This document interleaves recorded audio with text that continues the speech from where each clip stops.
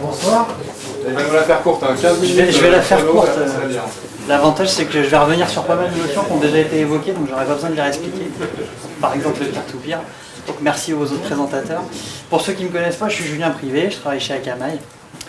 Ce que je vais vous présenter aujourd'hui, c'est la vision en fait d'Akamai, donc acteur CDN, sur les challenges justement que vont être la diffusion OTT dans les années à venir.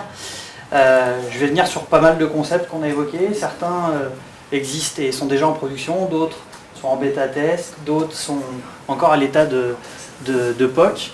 Mais ce qui est intéressant, c'est la combinaison de ces technologies et vous montrer comment on va adresser ces besoins-là. Donc juste très rapidement pour revenir sur les challenges, on les connaît tous, mais c'est intéressant de se remettre quelques chiffres en tête. D'abord l'audience. L'année prochaine, on estime qu'il y aura 3 milliards d'internautes, d'ici 2020, 5 milliards. Les contenus sont de plus en plus lourds. Au CES, il y a quelques jours, Netflix a officiellement annoncé le lancement de son service 4K. On parle de bitrate entre 11 et 16 mégabits par seconde. Les usages évoluent énormément. L'exigence des utilisateurs est importante. Ils veulent une expérience TV, une expérience qui est similaire à celle de la télé. Donc en termes de zapping, en termes de qualité, quel que soit le device, hein, qu'on parle de télé connectée, mais aussi sur un laptop ou sur une tablette ou un smartphone. Et puis les usages évoluent en tant que tels, c'est-à-dire que depuis 2012 par exemple, le temps de lecture de streaming dépasse le temps de lecture sur les supports physiques. Donc c'est une vraie réalité. Pour autant, la connectivité, donc tout ce qui est bande passante, et essentiellement last mile, ça reste finalement sur des standards d'il y a quelques années, des standards DSL. Akamai fait une étude tous les trimestres sur les vitesses de connexion. Il y a un rapport qui est téléchargeable.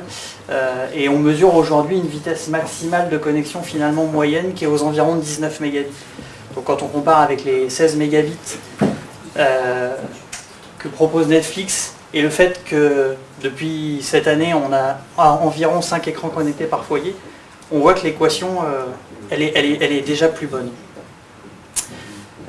Pour répondre à cette challenge, aujourd'hui, on utilise un modèle qui est le modèle du CDN, qui s'appuie sur deux technologies, l'unicast et le caching, et en fait qui consiste finalement à rapprocher le contenu au plus près des utilisateurs, donc en déployant des serveurs à travers Internet. À titre d'exemple, Akamai aujourd'hui c'est 140 000 serveurs sur 1200 réseaux, donc un réseau c'est un ISP, et on a aujourd'hui des pics de trafic qui sont supérieurs à 21 terabits par seconde. C'est pas forcément facile de se représenter 21 terabits par seconde, donc si on transforme ça en flux vidéo, si on prend des flux HD encodés à 2,5 mégabits, ça fait 9 millions de streams simultanés. Les 9 millions rapportés aux 15 millions d'internautes que j'ai évoqué dans le slide précédent, on voit là aussi que ce modèle-là, il va être difficilement tenable. Donc c'est tout simple, si on prend 2,5 milliards d'utilisateurs, qu'on considère qu'ils sont tous à 10 mégabits par seconde, ça fait 25 pétabits par seconde de trafic. Donc ça fait 25 000 terabits, ça fait 1000 fois plus qu'aujourd'hui. Et on n'est pas si loin, même si certains chiffres sont peut-être optimistes, on n'est pas si loin de cette réalité. Donc le modèle actuel, il a ses limites, et même si on va continuer à le faire évoluer, c'est-à-dire qu'on va continuer à rajouter de la bande passante, on va rajouter des serveurs, on ne va jamais pouvoir suivre cette course à l'armement. Donc ce qu'on va faire, c'est qu'on va compléter ces technologies avec des technologies de multicast, on l'a évoqué je crois dans quasiment toutes les présentations, des technologies de prépositioning, ça a été aussi évoqué au début de la conférence, des solutions de Client Assisted Delivery, c'était aussi l'objet de la dernière présentation, et on va, autour de tout ça, optimiser au maximum les protocoles de transport. Donc finalement, le nouveau modèle, ça va être d'étendre le périmètre actuel du CDN pour le rapprocher encore plus de l'utilisateur. Et ça va se faire à travers ces technologies que je vais brièvement vous repositionner dans un contexte CDN. Alors bien évidemment, tout ça, ça doit se faire sans rupture technologique. C'est un modèle qui doit évoluer vers ces usages-là, mais on doit continuer à supporter l'ensemble des chaînes de production existantes, les technologies existantes, s'adapter aux nouvelles, mais aussi supporter les anciennes. Donc finalement, le modèle, c'est celui-ci. C'est une grosse brique de distribution et de caching qu'on connaît tous aujourd'hui, qu'on va compléter par différentes autres briques technologiques. Alors tout d'abord, le multicast. On l'a évoqué pas mal ce soir, essentiellement sur des retransmissions directes, hein, sport, actualité, prime time. Pourquoi pas le lancer, pourquoi pas découvrir des nouveaux usages. Alors, c'est un petit peu tiré par les cheveux, mais si on reprend l'exemple de Netflix, quand ils décident de lancer une saison d'House of Cards, ils savent pertinemment que le jour J, tout le monde va vouloir voir le même épisode en même temps. Pourquoi pas dans ces cas-là s'appuyer sur des technologies multicast. Et comment Akamai décide et va implémenter ce type de solution? Aujourd'hui, on l'a vu, c'est difficile d'implémenter multicast parce que ça se fait uniquement au sein d'un réseau. C'est impossible de le déployer sur l'ensemble de l'Internet aujourd'hui. Donc, on va le faire via des accords opérateurs spécifiques qui vont être variables à la fois technologiquement et contractuellement. Le gros avantage qu'on a, c'est qu'on est déjà en relation avec ces opérateurs, on échange déjà pas mal de trafic, donc on va pouvoir le faire au cas par cas. Et puis ça se fera naturellement via un upgrade logiciel de notre plateforme, mais ça on a déjà fait les développements et on est capable de le supporter dans pas mal de cas de figure. Le deuxième élément que constitue ce modèle-là, c'est tout ce qui est pré-positioning. Ça a été évoqué rapidement lors de la première présentation.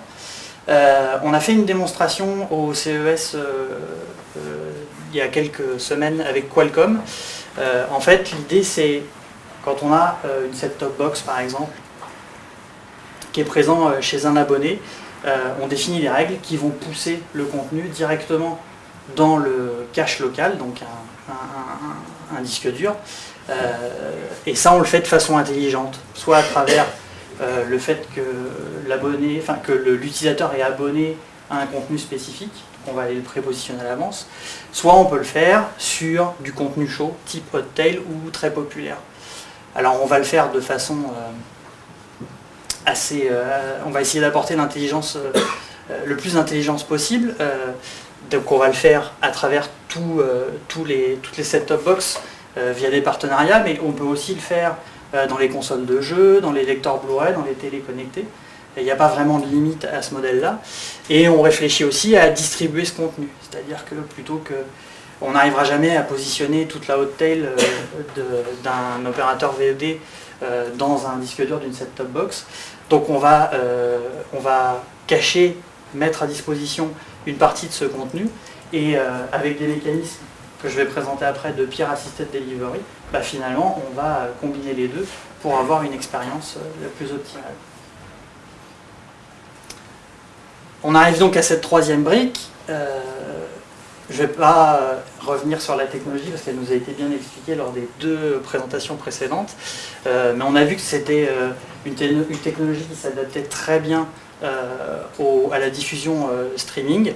L'approche qu'on a nous là-dessus, déjà c'est une expérience assez importante parce qu'on a une solution qui s'appelle NetSession qui est aujourd'hui déployée sur des dizaines de millions de laptops et qui permet aujourd'hui l'échange de fichiers.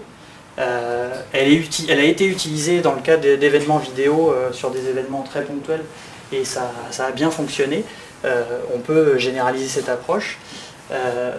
On souhaite aussi intégrer ces fonctionnalités directement dans les écrans connectés.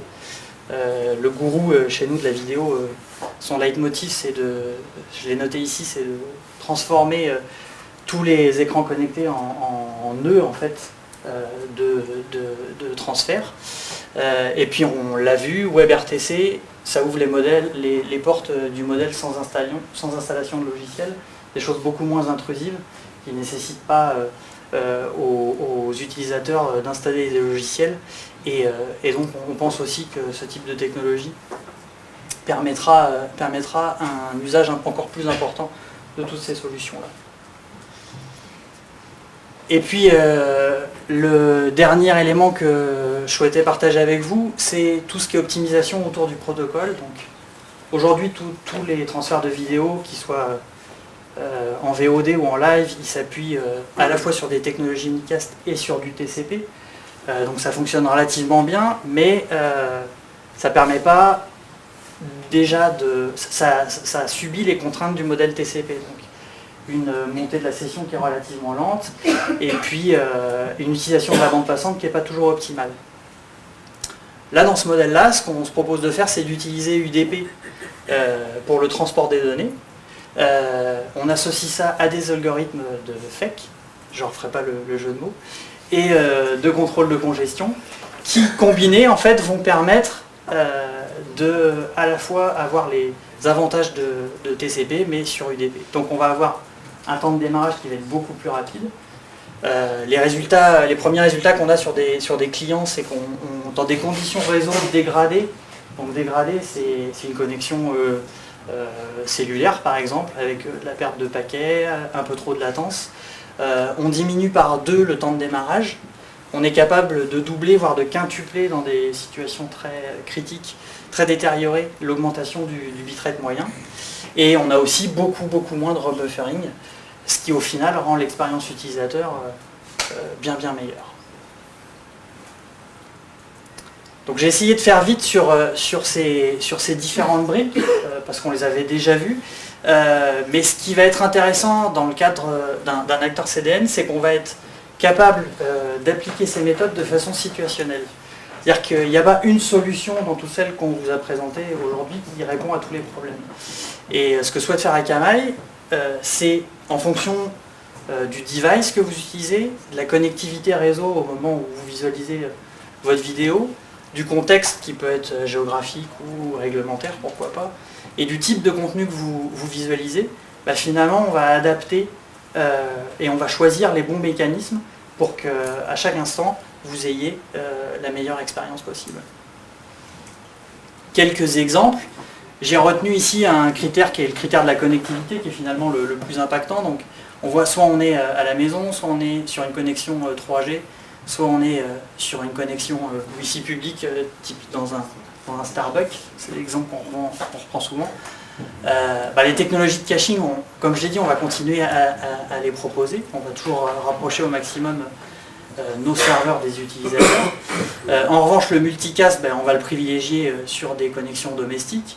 On a vu sur les connexions 3G, Wi-Fi, c'est un peu plus compliqué. Sur tout ce qui est optimisation de protocole, les tests qu'on a faits nous montrent que c'est vraiment pertinent sur des connexions qui ont des caractéristiques réseau dégradées, donc perte de paquets, latence, donc pas forcément beaucoup d'intérêt quand on se trouve dans une situation où on est dans son canapé, mais dans les autres cas, c'est vraiment intéressant. Le pré-positioning, à l'inverse, lui, on va plutôt le faire à la maison. Aujourd'hui, les tailles de disque dur de nos smartphones ou de nos tablettes, de toute façon, ne nous permettent pas d'avoir suffisamment d'espace pour positionner suffisamment de contenu. Et puis le peer assisted, on l'a évoqué aussi, ça s'applique bien, mais dans le modèle 3G, 4G, c'est un petit peu plus compliqué, ne serait-ce que pour aujourd'hui des limites de facturation sur le modèle existant et du fait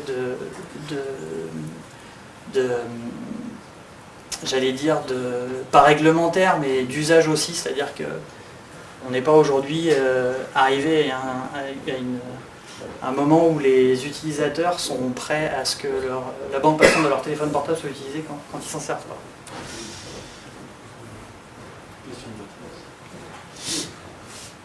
Donc finalement, la prochaine génération du CDN, c'est la combinaison de 2 choses. C'est un périmètre étendu.